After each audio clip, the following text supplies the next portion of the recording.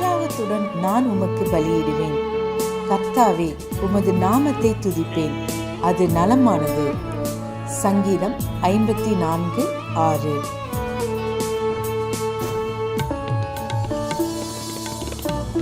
I will freely sacrifice unto thee.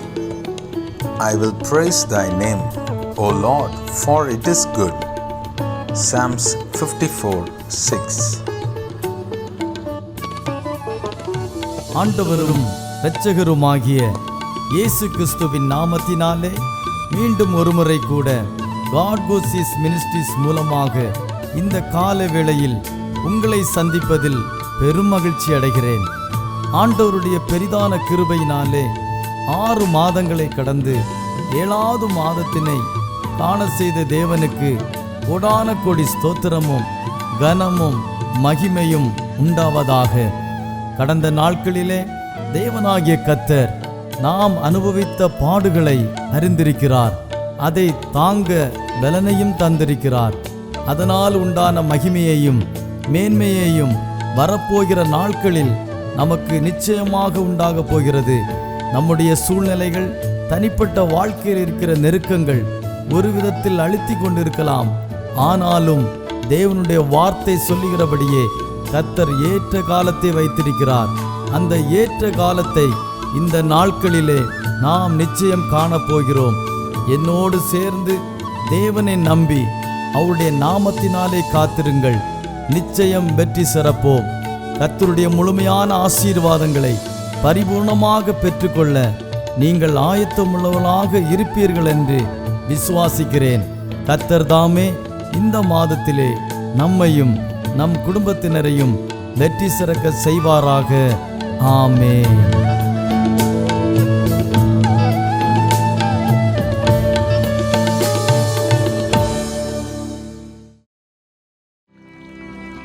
கர்த்தருடைய பரிசுத்த நாமம் மகிமைப்படுவதாக. முதல் தினமான இந்த நாளிலும் பரிசுத்த வேதாகமத்திலிருந்து ஒரு வேத பகுதியை நாம் தியானிப்போம். ஏசாயா தீர்க்கதரிசியின் புஸ்தகம் 62ஆம் அதிகாரம் 3, 4 வசனம். நீ கர்த்தருடைய கையில் அலங்காரமான கிரீடமும் உன் தேவனுடைய கரத்தில் ராஜ முடியுமாயிருப்பாய். நீ இனி கைவிடப்பட்டவள் எண்ணப்படாமலும் உன் தேசம் இனி பாழான தேசம் எண்ணப்படாமலும் நீ எப்சிபா என்றும் உன் தேசம் பியூலா என்றும் சொல்லப்படும். கர்த்தர் உன்மேல் பிரியமாயிருக்கிறார், உன் தேசம் வாழ்க்கைப்படும். இந்த நாளிலே கர்த்தருடைய ஊழியராய் நான் உங்களை வாழ்த்துகிறேன். தேவன் தம்முடைய ஜனத்தை வாழ்த்தி சொல்லுகிற அல்லது தேவன் தம்முடைய ஜனங்களை திருப்பி கொண்டு வரும்படியாய் சொல்லுகிற அல்லது ஜனங்களை சிறையிருப்பிலிருந்து மீட்டு அவர்களுக்கு ஏற்படுகிற உயர்வை குறித்து சொல்லுகிறதான ஒரு வார்த்தையை தான் நாம் இங்கே வாசித்திருக்கிறோம். நீ கர்த்தருடைய கையில் அலங்காரமான கிரீடமும் உன் தேவனுடைய கரத்தில் ராஜ முடியுமாயிருப்பாய். இன்றைக்கு ஒரு செய்தி போல் இல்லாமல் சிறு தியானமாக வைக்கிறேன். இந்த வார்த்தையில் இருக்கிற வல்லமை உங்களையும் உங்கள் குடும்பத்திலேயும் பெரிய மாறுதலை கொண்டு வரும் என்று நான் விசுவாசிக்கிறேன். கர்த்தருடைய கிருபையினாலே இந்த மாதத்திலே உங்களுடைய ஊழியங்களிலும் சரி, தனிப்பட்ட வாழ்க்கையிலும் சரி, பெரிய வித்தியாசத்தை கர்த்தர் காண்பிக்க அவர் உண்மையுள்ளவராயிருக்கிறார். எனவே அவருடைய வார்த்தையின்படி பல மாற்றங்களை நாம் காணப்போகிறோம். அவருடைய வார்த்தை பொய் உரையாத வார்த்தை. எவ்வளவே நம் அவிசுவாசம் இல்லாமல் கர்த்தரையே ஸ்தோத்தரித்து நன்றி செலுத்தி துதித்து தேவனை நாம் உயர்த்தி கொண்டிருப்போம். உண்மையாகவே கர்த்தர் நம்முடைய வாழ்க்கையில் செய்ய போகிற மாற்றங்களை நாம் காணப்போகிறோம். நம்முடைய சத்துருக்கள் தலைகுனிய போகிறார்கள். நமக்கு விரோதமாய் பேசினவர்கள், சிறைப்படுத்தினவர்கள், நம்மை நிந்தித்தவர்கள், அவமானப்படுத்தினவர்கள், இது என்னமாய் முடியும் என்று காத்து கொண்டிருந்தவர்கள் யாராயிருந்தாலும் பரவாயில்லை. தேவனாகிய கர்த்தருடைய வார்த்தைகள் உண்மையுள்ளவைகள், ஒரு நாளும் பொய் சொன்னதும் இல்லை. நாம் ஆதியில் கேட்ட வார்த்தைகளை திரும்பவும் நினைவு கூறுவோம். தாமதித்தாலும் அதற்கு காத்திரு, அது நிச்சயமாய் நிறைவேறும், அது தாமதிப்பதில்லை. தேவன் காண்பித்த தரிசனமும் அவர் வெளிப்படுத்தின தரிசனமும் அவருடைய வாயிலிருந்து புறப்பட்ட வாக்குத்தத்தங்களும் மாற்றப்படுவதை கர்த்தர் ஒருபோதும் விரும்புவதில்லை. அதை மாற்றி போடுகிறவரும் அல்ல. உங்களுக்காகவும் எனக்காகவும் நிச்சயமாகவே அவைகளை நிறைவேற்றுவார். அதை நாம் காணப்போகிறோம். தேவனுடைய ஊழியனாய் விசுவாசத்தோடு தைரியமாய் உங்கள் முன்பதாக உறுதிப்படுத்துகிற வார்த்தை என்னவென்றால், நீ கர்த்தருடைய கையில் அலங்காரமான கிரீடமும் நம் தேவனுடைய கரத்தில் ராஜ முடியுமாய் இருப்பீர்கள். இந்த வார்த்தையின்படி கர்த்தர் உங்களை மாற்றுவாராக. நாம் இங்கே வாசித்த அந்த அலங்காரமான கிரீடமும் ராஜ முடியும் தேவன் தாம் மீட்கப் போகிற ஜனத்திற்கு, அதாவது சிறையிருப்பில் இருந்த ஜனங்களுக்கு தீர்க்க தரிசனமாய் சொன்ன வாக்கு தத்தங்கள். தாம் மீட்கப் போகிற ஜனங்கள் இனியும் சிறைப்பட்டவர்கள் அல்ல, இனியும் அவர்கள் காயப்பட்டவர்கள் அல்ல, இனியும் அவர்கள் தனை குனிந்து நடப்பவர்கள் அல்ல என்று தேவனாகிய கர்த்தர் சொல்லுகிறார். தேவன் நம்மை அவருடைய கரத்தில் உள்ள அலங்காரமான கிரீடமாக மாற்றுகிறார். அதாவது அவர் நம்மை அலங்காரம் உள்ளவர்களாய் மாற்றி ஒரு கிரீடத்திற்கு ஒப்பாக மாற்ற விரும்புகிறார். கிரீடம் என்பது ஒரு நபரை உயர்ந்த ஸ்தானத்திலே ஒரு நாட்டை ஆளுகிற ஒரு ராஜாவாகவோ ராணியாகவோ அந்த தலைமைத்துவ பட்டத்திற்கு வரும்பொழுது அவர்களை அலங்கரித்து ஜனங்களுக்கு முன்பதாக அவர்களை அந்த ஸ்தானத்திற்கு அதிபதியாக மாற்றும்படியாய் வைக்கப்படுகிற அடையாளமான ஒரு பொருள். ராஜமுடி என்பது ஒரு அரசனுடைய காரியங்களை தீர்மானம் எடுப்பதற்கு ராஜமுடி அளிக்கப்படும். இப்படியாக தேவனாகிய கர்த்தர் சிறையிருப்பிலே கைவிடப்பட்டு ஒடுக்கப்பட்டு கண்டுகொள்வாரற்று விசாரிப்பாரற்று இருக்கிற ஜனத்தை தேவன் தம்முடைய கரத்தில் உள்ள அலங்காரமான கிரீடமாகவும் ராஜ முடியுமாகவும் மாற்ற விரும்புகிறார் என்பது எவ்வளவு பெரிய உன்னதமான காரியம். இந்த மாதத்திலே தேவனாகிய கர்த்தருடைய வார்த்தையை விசுவாசிக்கிற நீங்கள் யாராயிருந்தாலும் சரி, நீங்கள் இதுவரைக்கும் கண்டதான நிந்தனைகள், அவமானங்கள், தோல்விகள், பயங்கள், கசப்புகள் எல்லாவற்றிற்கும் பதிலாக தேவனாகிய கர்த்தர் இந்த மாதத்திலே ஒரு பெரிய மாற்றத்தை உண்டு பண்ண போகிறார். அதற்கு முதல் அடையாளமாக உங்கள் நிந்தனைகளை கர்த்தர் மாற்றி உங்கள் அவமானங்களை உங்களை விட்டு நீக்கி தேவன் உங்களை தலை நிமிர்ந்து நடக்க செய்ய போகிறார். முதலாவது நம்மை அவருடைய கரத்தில் இருக்கிற அலங்காரமான கிரீடமாகவும் ராஜ முடியுமாகவும் மாற்ற தேவனாகிய கர்த்தர் விரும்புகிறார். விசுவாசிக்கிறவர்கள் ஆமேன் என்று சொல்லி இந்த வார்த்தையை அறிக்கை செய்து கொள்ளுங்கள்.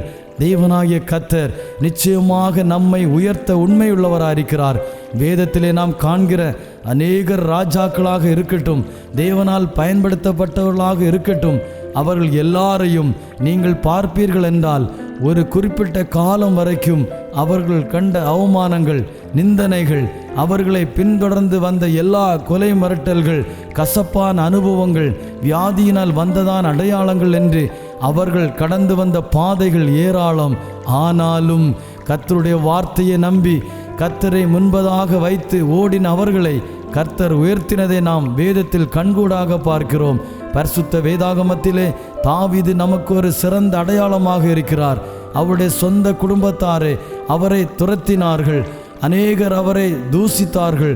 ஆனாலும் அப்படிப்பட்ட தாவீதை தேவனாகிய கர்த்தர் உயர்த்தின போது அவனுக்கு முன்பதாகவும் அவனுக்கு பின்பதாகவும் அப்படிப்பட்டதான ராஜாக்கள் இருந்ததே இல்லை என்று வேதத்தில் வாசிக்கிறோம்.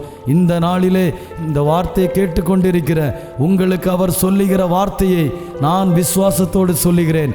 நீங்கள் அவருடைய கரத்தில் பயன்படுகிறவர்களாகவும் மேன்மையுள்ளவர்களாக மாற்றப்படுவீர்கள். ஒன்றுக்கும் பிரயோஜனம் இல்லை என்று நினைத்து கொண்டு கலங்க வேண்டாம். இப்படியே காலங்கள் போய்கொண்டிருக்கிறது, இந்த காலங்களிலே என்னுடைய வாழ்க்கை முடிந்து போய்விடுமோ என்று கேள்விக்குறியோடு வாழ்ந்து கொண்டிருக்கலாம். ஆனாலும் தேவனாகிய கர்த்தர் சொல்லுகிறார், இந்த மாதத்திலே உங்களை தேவனுடைய கரத்தில் அலங்காரமான கிரீடமாகவும் ராஜ முடியுமாக மாற்றுவேன் என்று சொல்லுகிறார். தேவனாகிய கர்த்தர் நம்மை பயன்பாட்டிற்காக அல்லது மேன்மைக்காகவும் வைத்திருக்கிறார். நீங்களும் நானும் தான் அவருடைய மேன்மை. ஊழியத்திலே நம்மை கொண்டுதான் தேவனாகிய கர்த்தர் மகிமைப்பட விரும்புகிறார். வேதத்தில் வாசிக்கிறோம், ஞானிகளை வெட்கப்படும்படி தேவன் பைத்தியங்களை தெரிந்து கொண்டார். நம்மை கொண்டா கர்த்தர் பெரிய காரியங்களை செய்வார் என்றால் ஆம், நம்மை கொண்டுதான் செய்ய போகிறார்.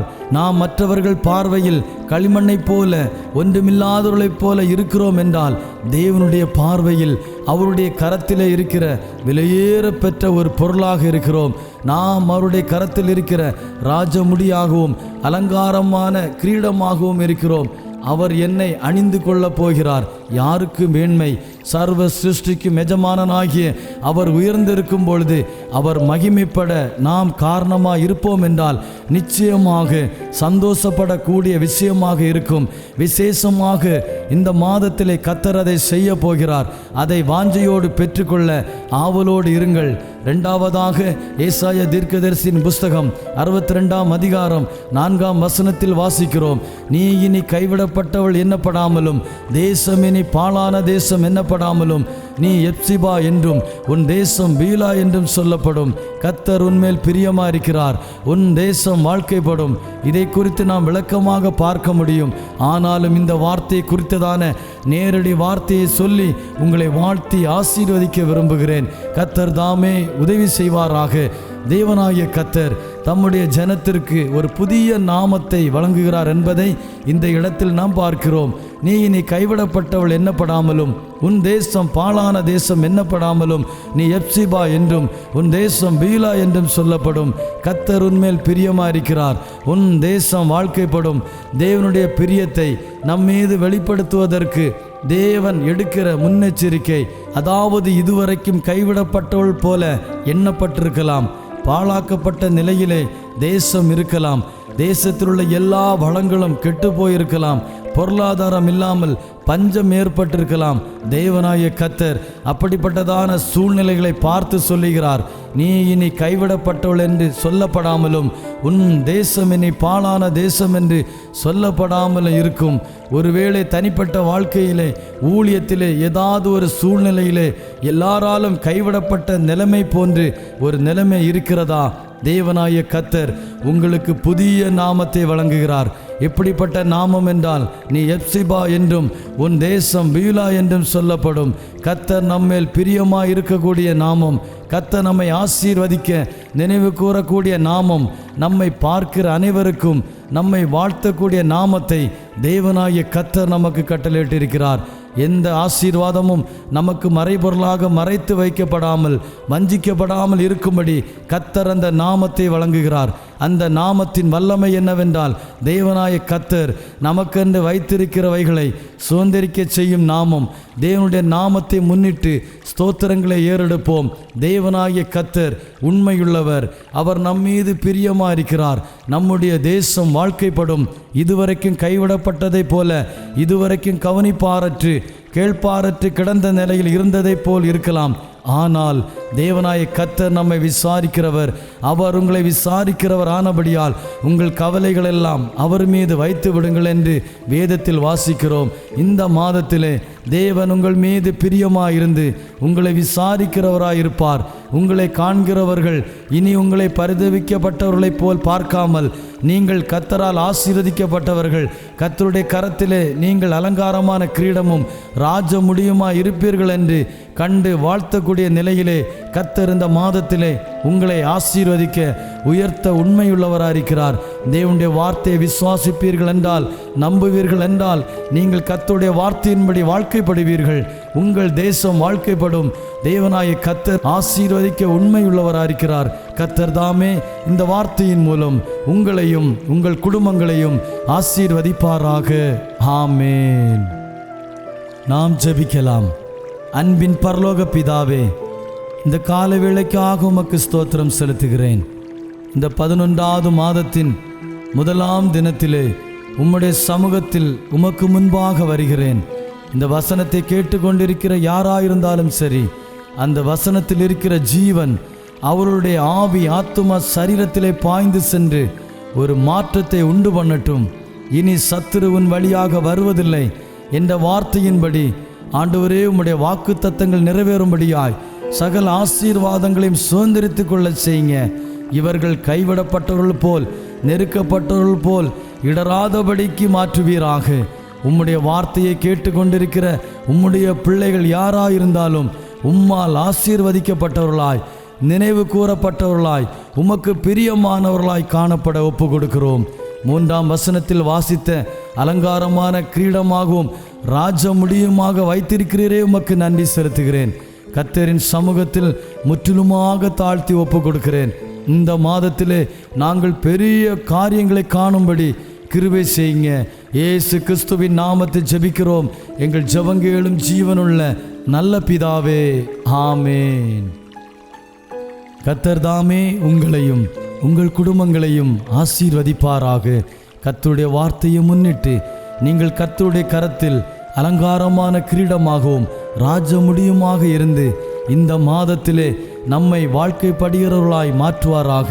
இந்த மாதத்திலே எல்லா தரித்திரமும் வறுமையும் பிரச்சனைகளையும் கடன் பாரங்களையும் எல்லா துக்கங்களையும் உங்களையும் உங்கள் குடும்பங்களையும் விட்டு தேவனாகிய கர்த்தர் விலக்குவாராக. ஆமேன்.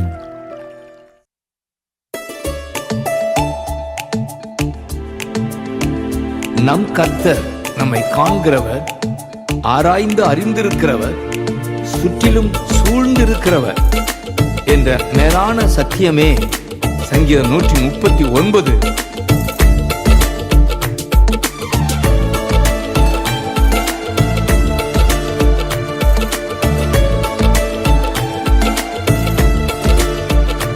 என்னை காண்பவரே,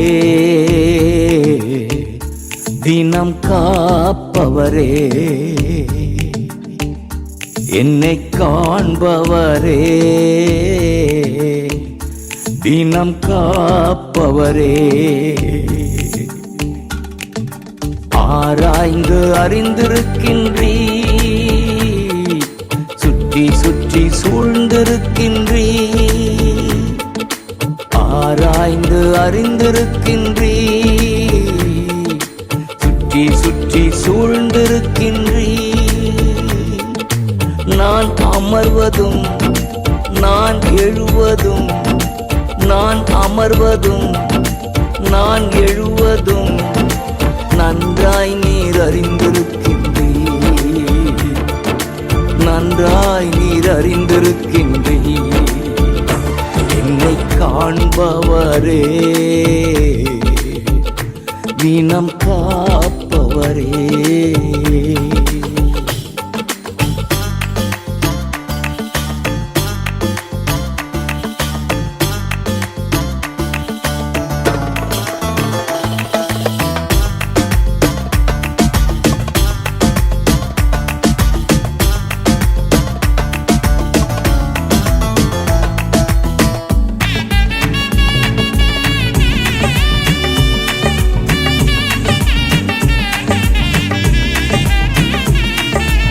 எண்ணங்கள் ஏக்கங்கள் எல்லாமே அறிந்திருக்கின்றீ, எண்ணங்கள் ஏக்கங்கள் எல்லாமே அறிந்திருக்கின்றீ. நடந்தாலும் படுத்தாலும் அப்பா நீர் அறிந்திருக்கின்றீ, நடந்தாலும் படுத்தாலும் அப்பா நீர் அறிந்திருக்கின்றீ. நன்றி ராஜா இயேசு ராஜா, நன்றி ராஜா இயேசு ராஜா. என்னை காண்பவரே, தினம் காப்பவரே.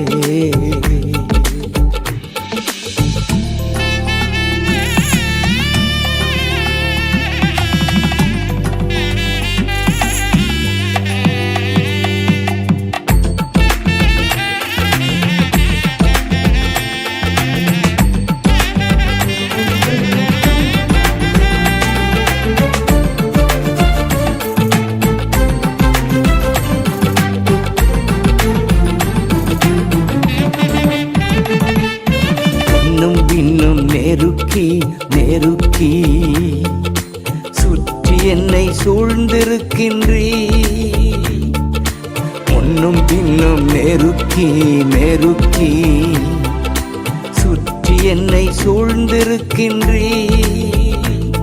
உம் திருக்கரத்தால் கரத்தால் தினமும் என்னை பற்றி பிடித்திருக்கின்றீர்.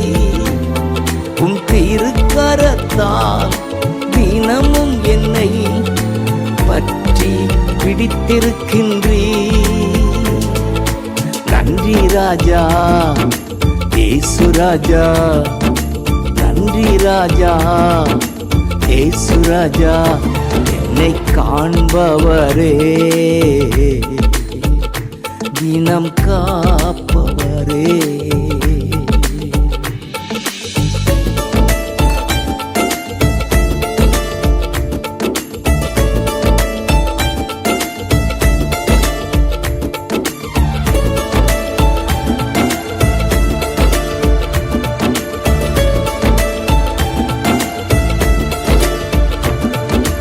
கருவை உம் கண்கள் கண்டன, மறைவாய் வளர்வதை கவனித்தீரே.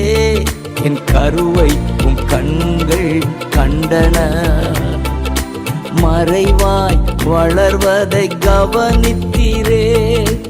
அதிசயமாய் பிரமிக்கத்தக்க பக்குவமாய் உருவாக்கினீ. அதிசயமாய் பிரமிக்கத்தக்க பக்குவமாய் உருவாக்கினீ. நன்றி ராஜா இயேசு ராஜா, நன்றி ராஜா இயேசு ராஜா, என்னை காண்பவரே,